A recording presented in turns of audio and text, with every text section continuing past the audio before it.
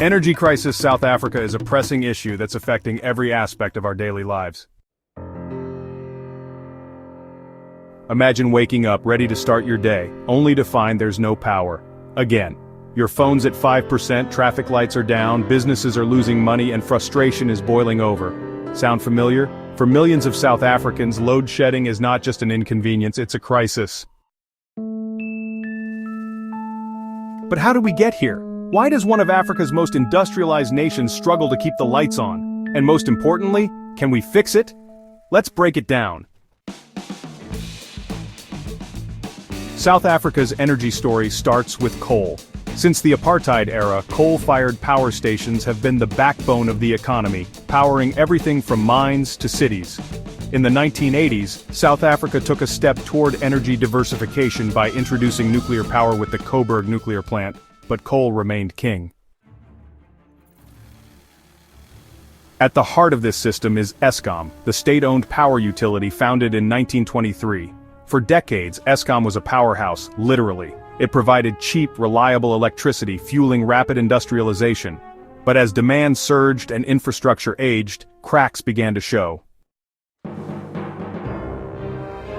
And that brings us to load shedding, the controlled power cuts Eskom uses to prevent a total collapse of the grid.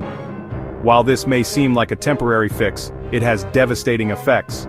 Businesses lose millions in productivity, students struggle to study, hospitals rely on backup generators, and households are forced to live with unpredictable blackouts.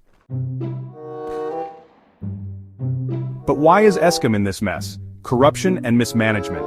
Investigations have revealed billions lost to fraud, dodgy contracts, and poor leadership. Instead of maintaining power plants and expanding capacity, funds were misused, leaving the country vulnerable to blackouts.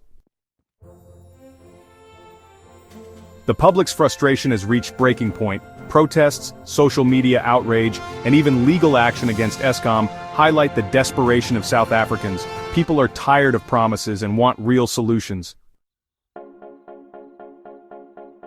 So what caused this disaster?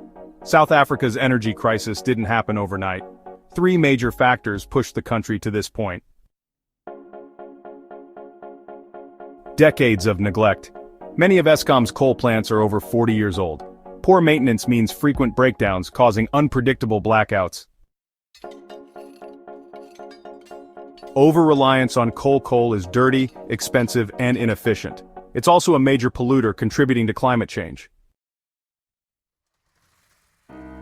Failure to diversify energy sources. Despite having world-class solar and wind resources, South Africa has been slow to embrace renewable energy, keeping the country stuck in an outdated system.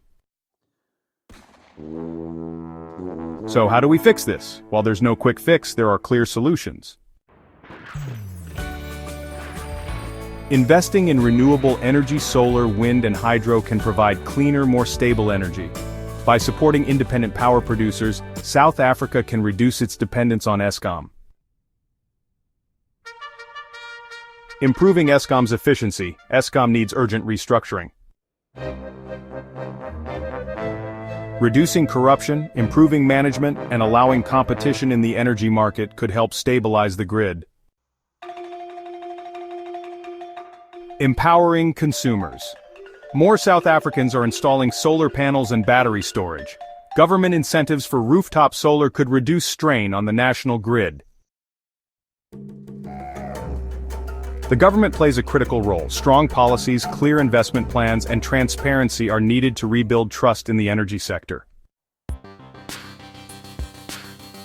But it's not just about the government. Private investment in renewable energy projects can speed up the transition to a more reliable grid.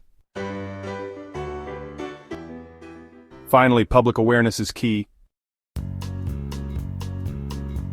South Africa's energy crisis isn't just about electricity, it's about the economy, jobs, daily life, and the country's future.